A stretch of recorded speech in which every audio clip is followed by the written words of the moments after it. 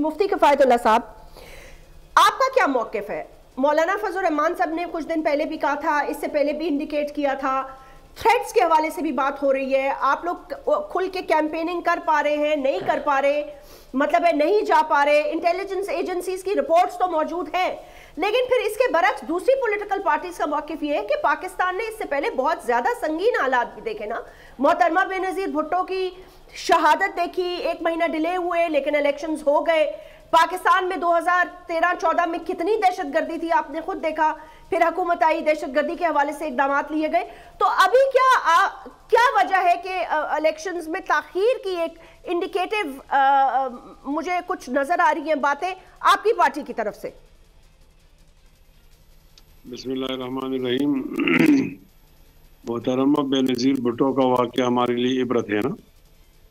कुछ लोगों ने उस वक्त इलेक्शन को मौखर करना चाहा तो उसके लिए एक मौसर पर्सनालिटी को शहीद किया गया और फिर बहाना बनाया गया कि आप इलेक्शन को मौखर कर दें।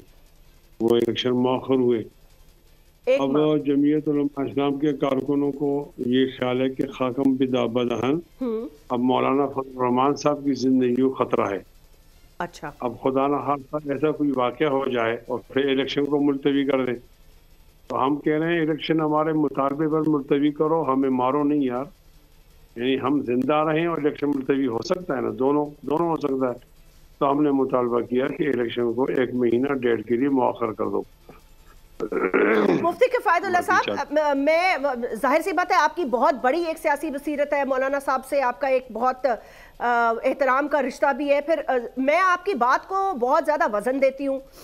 मुझे ये बताइएगा कि ये आपने बड़ी ज़्यादा संजीदा बात की है, क्या कोई स्पेसिफिकली कोई ऐसी थ्रेट्स जो आप लोगों से शेयर किए जाएं, क्योंकि आप ये कह रहे हैं कि 1 महीना 1.5 मुअख्खर कर दिया जाए और खुदा न खास्ता ऐसे किसी हादसे से बच जाए और अल्लाह ताला सबको महफूज रखे, तो क्या किसी स्पेसिफिक टाइम फ्रेम में कोई खतरा है और उसके बाद नहीं होगा, और ये खतरा मौलाना साहब को है और ये आपको बताया गया है या ये आपकी अजम्पशन है? नहीं, देखे ना, आपको महीना 1.5 मिलता है तो आप सिक्योरिटी लैब को उस नुकसान को पूरा कर लेते हैं ना जी, तो आप लोगों को महफूज कर लेते हैं।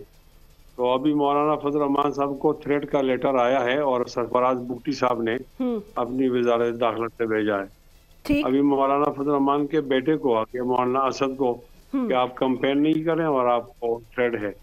हाफिज अब्दुल्ला साहब भी बीमार अभी तक मरीज हैं, उन पर भी हमला हुआ है। जहाँ मौलाना साहब के कार्ड पर उनके काफिले पर भी हमला हो गया है।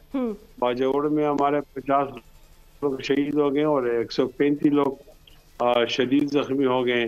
और जहाँ मौलाना फजल रहमान साहब बिलोंग करते हैं टांग कोट रस्मिन खान, वहाँ 1 हफ्ते के अंदर 10 बम धमाके होते हैं। तो अब मैं इतना हक तो ठीक है, आपके लिए ज्यादा अजीज होगा इलेक्शन और वोट, और किसी को वज़ीर आज़म बनने की जल्दी होगी। हमें तो अपने कायद और लीडर मौलाना फजल रहमान की जिंदगी अजीज है। तो अब अगर उनको 1-1.5 महीने मौखर करके और हमारा मसला सिक्योरिटी वाला हल हो जाएगा। अच्छा, हम तो राय फरार नहीं कर रहे, अल्हम्दुलिल्लाह हमारी तैयारी मुकम्मल है। ठीक, आपकी तैयारी मुकम्मल है, लेकिन आप ठीक है मफरूजों की नसीब वो जस्मीन मफरूजों की बुनियाद पर हम नहीं कर रहे हैं। यानी वाकया उसका वाकयाती पहलू है, वाकया हुआ है, इन वाकयात की बुनियाद पर हम कह रहे हैं कि आप मौखर करो। अब सेनेट की तरफ से करारदाद आ गई, अब कहा जा रहा है कि लोग कम थे और लोग कम है, लेकिन वो तो आ ही नहीं इदारा है और इस वक्त तो कोई और इदारा मौजूद नहीं है। उसकी बात तो आप नजरअंदाज नहीं कर सकते हैं, कोई फर्द उसको नजरअंदाज नहीं कर सकता, वो आईनी इदारा है। उस वक्त आप अपने सेनेटर भेजते, आपकी आवाज ज्यादा होती, मुखालिफत में ज्यादा होती, कसरत राय से मंजूर होगी तो उसका एहतराम किया जाए और इस बात को गौर से देखा जाए कि ये मसला मौजूद है। अगर हम नहीं होंगे इलेक्शन में तो सवाल ये निशान होगा, मुझे ये हक हासिल है कि मैं जिंदा रहूं, इत्मीनान से जलसे में जाऊं, वापस आऊं और कोई धमाका ना हो। तो सिक्योरिटी फोर्सेस क्या करती है, वो हमें तहफ़्फ़ुज़ फराहम करें ना। ठीक है, तहफ़्फ़ुज़ फराहम करती है तो हम इलेक्शन तैयार है। ठीक है, ये बात आपकी दुरुस्त है कि सब महफूज रहे, سب کو ایکول اپرچونٹی ملے کہ وہ بھرپور طریقے سے الیکشنز کر سکیں اور الیکشنز میں جائیں. اور آپ نہیں جیسمین کسی اور کا مسئلہ نہیں ہے نا جیسمین, نہیں آپ کی میں بات کر رہی ہوں نا, کسی اور کا مسئلہ نہیں ہے, ہمارا مسئلہ اس لیے آپ کا مسئلہ ہے لیکن باقی لوگوں کا ہم پہ دباؤ ہے کہ آپ جمہوریت پہ نہ چلیں, جہاد کی طرف آئیں.